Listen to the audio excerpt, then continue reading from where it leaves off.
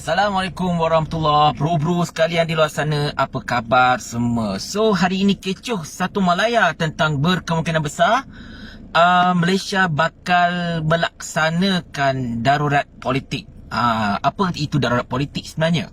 Okey, semuanya bertitik tolak daripada mesyuarat kabinet siang tadi yang dilihat bukan mesyuarat biasa-biasa kerana ianya turut dihadiri oleh Ketua Panglima Angkatan Tentera iaitu Tan Sri Effendi Buang, dan ini meningkatkan lagi cakap-cakap bahawa darurat politik ini mungkin akan dilaksanakan. Mungkin benda ini telah pun dipersembahkan kepada Yang Bertuan Agong dan mungkin Agong akan mempertimbangkan untuk memperkenan pelaksanaan darurat politik ini. Okey, so kenapa diorang nak cadang darurat politik ni? Okey, darurat politik ni apa benda sebenarnya?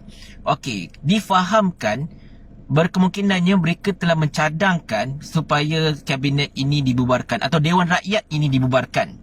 Okey, Dewan Rakyat ini dibubarkan serta negara diletakkan di bawah darurat politik. Darurat politik maksudnya ialah segala urusan pentadbiran kerajaan Malaysia ini diletakkan di bawah Yang di-Pertuan Agong, dan Yang di-Pertuan Agong akan dibantu dalam urusan pentadbiran ini oleh kabinet darurat. Kabinet darurat ini boleh jadi kabinet yang sedia ada, tetapi orang kata apa, dia tidak boleh di whatsoever lah, dicabar ke apa ke, ataupun mungkin juga kabinet baru. Yang itu, benda itu akan datang lah, itu di bawah prerogatif Yang di-Pertuan Agong.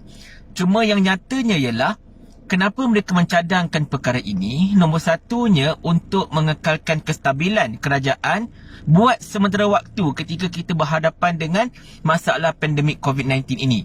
Kerana ada keyakinan di kalangan kerajaan bahawa mungkin pembentangan bajet bulan depan yang bakal dibentangkan oleh Menteri Kewangan iaitu Tengku Zafrul akan menjadi medan pihak yang menentang Muhyiddin Yassin dan juga menentang kerajaan untuk orang kata apa, menunjukkan tidak percaya.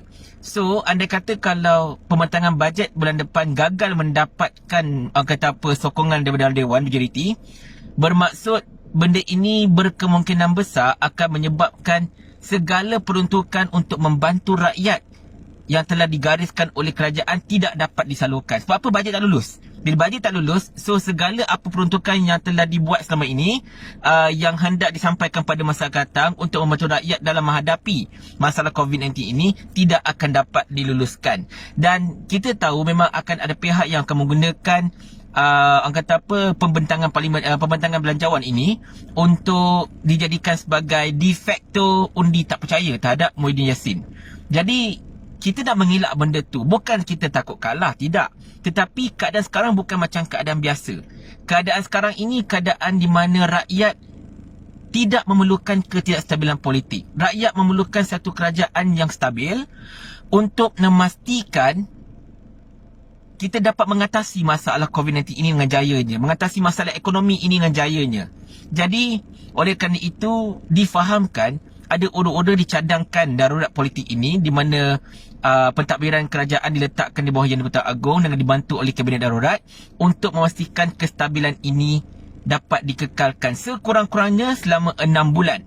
Okey, 6 bulan at least diorang nak ambil masa untuk stabilkan keadaan dan sebagainya, dan selepas itu barulah mungkin pilihan raya umum akan diadakan. Jadi, jikalau anda bertanya pada saya adakah saya setuju benda ni atau tidak, secara asasnya saya bersetujulah. Kerana in the end of the day, Yang di-Pertuan Agong ialah ketua negara ini. Walaupun raja-raja di Malaysia ini diletakkan sebagai sekadar raja berperlembagaan, tetapi mereka masih lagi mempunyai kata pemutus juga dalam kerajaan negara kita ini. Jadi adalah sewajarnya sekiranya kalau pihak pentadbiran negara ini, eksekutif negara ini seperti kerajaan, pembangkang dan sebagainya, tidak dapat lagi untuk bertindak secara efisien bagi memastikan perjalanan negara ini lancar dan juga stabil dalam usaha kita untuk mengatasi masalah COVID ini, adalah lebih baik jika diserahkan sahaja terlebih dahulu kepada Yang di-Pertuan Agong. Biar bagi dia handle dulu perkara ini buat sementara waktu sehingga keadaan menjadi lebih stabil. InsyaAllah masa itu orang kata apa, kita bolehlah nak buat pilihan raya umum ke dan sebagainya bila COVID dah reda sebagainya. Jadi adakah bila kerajaan darurat ini atau darurat politik ini berlaku, maka urusan pentadbiran akan terganggu? Jawapannya tidak. Sebab Yang di-Pertuan Agong tetap akan menjalankan tugas seumpama Perdana Menteri dan dibentuk oleh Kabinet Darurat, di mana Kabinet ini akan bertindak menasihatkan Yang-Pertuan Agong untuk execute itu, execute ini dan sebagainya. Dan sudah tentu ya, ia tidak akan mengacau sistem kehakiman dan juga tidak akan mengacau ketenteraan. Sebab apa? Sebab ketenteraan ini directly bawah Yang-Pertuan Agong, dan sistem kehakiman negara ini pun dia terpisah dengan eksekutif. Dia terpisah dengan eksekutif. Jadi oleh kerana itu, sistem kehakiman ketenteraan even polis pun sebenarnya dia tidak akan diganggu oleh darurat politik ini. Sebaliknya, darurat politik ini hanya melibatkan pentadbiran sahaja. Pentadbiran Perdana Menteri, menteri-menteri dan sebagainya, melibatkan itu. Alright? Dan bila dah berlaku kerajaan darurat politik ini diletak di bawah Yang-Pertuan Agong, apa sahaja peruntukan yang hendak diberikan kepada rakyat ataupun yang diputuskan oleh kerajaan boleh diluluskan begitu sahaja tanpa memerlukan sebarang perbahasan ataupun pembentangan dekat Dewan. Dari satu segi, ini bagus juga sebenarnya, sebab kadang-kadang kita perlukan benda cepat. Kita nak peruntukkan emergency budget itu dengan cepat, jadi kita malas, kita tak payah nak ikut red tape lah, nak kena pergi pembentangan parlimen lah, and then pihak pembangkang nak gunakan untuk politicking benda ni sebagainya. Jadi kita tak perlukan semua itu buat sementara waktu ini.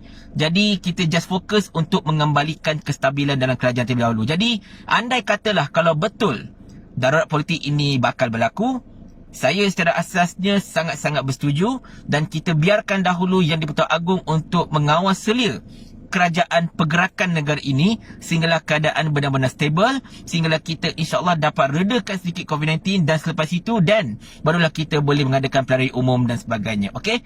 Jadi yakinlah yang akan tidak bersetuju dengan benda ini sudah tentu penyokong-penyokong Anwar Ibrahim dan juga mereka yang memang dah berangan untuk mengambil alih kerajaan dan sebagainya. Ini bukan kerana kita takut kehilangan kerajaan, tetapi ini lebihnya kepada rakyat, untuk rakyat. Rakyat mahukan sesuatu yang lebih stable pada ketika ini. Okey, anda boleh bersetuju untuk tidak bersetuju, tetapi benda ini masih lagi dalam perbincangan. Saya tak pasti adakah ia akan diadakan atau tidak. Tapi macam saya katakan tadi, anda kata kalau benda ini berlaku, saya memang bersetuju secara asasnya untuk kestabilan dan juga kelancaran pentadbiran negara ini tanpa diganggu-gugat oleh politicking yang tak sudah. Okey, so jumpa lagi dalam video akan datang. Assalamualaikum warahmatullahi wabarakatuh. Bye bye.